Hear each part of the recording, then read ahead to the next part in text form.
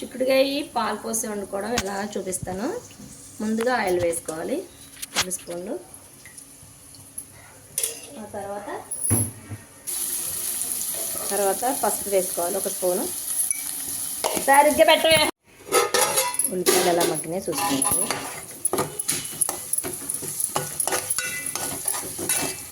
ఇలా దగ్గరికి ఉల్లిపాయలు బాగా ఎర్రగా వేసుకోవాలన్నమాట. ఉల్లిపాయలు వేసుకున్న తర్వాత అప్పుడు చిక్కుడుకాయలు వేసుకోవాలి.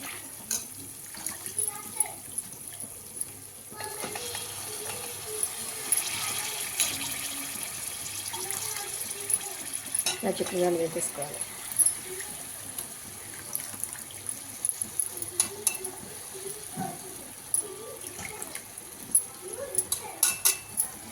వేసుకొని ఇలా ఒకసారి మళ్ళీ తిప్పుకొని ఒకసారి మళ్ళీ పెట్టుకోవాలి. ఈ విధంగా చిక్కుడుకాయలు మగ్గాలన్నమాట. చూడండి ఎంత చక్కగా వండుతున్నాను కదా. మనకి తగినంత కారం అంటే ఒక్కొక్క కారంలో కారం ఎక్కువ ఉంటుంది, ఒక దాంట్లో కారం తక్కువ ఉంటుంది కదా. నేనైతే 1 స్పూన్నర కారం వేసాను. మళ్ళీ ఒకసారి కలుపుకున్న తర్వాత ఇప్పుడు కదా ఈ పావుసేరు గ్లాస్తో గ్లాస్ పాలు పోయాలన్నమాట.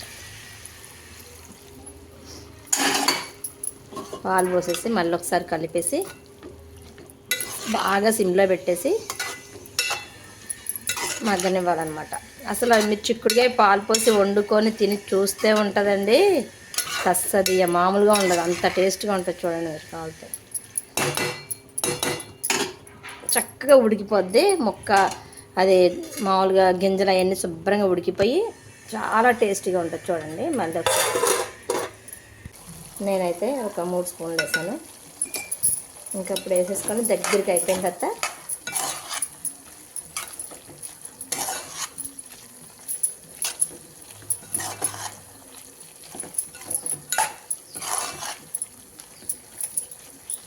చూడండి ఎంత బాగుంటుంది. ఇంకా చాలా టేస్టీగా ఉంటుంది. ఇంకా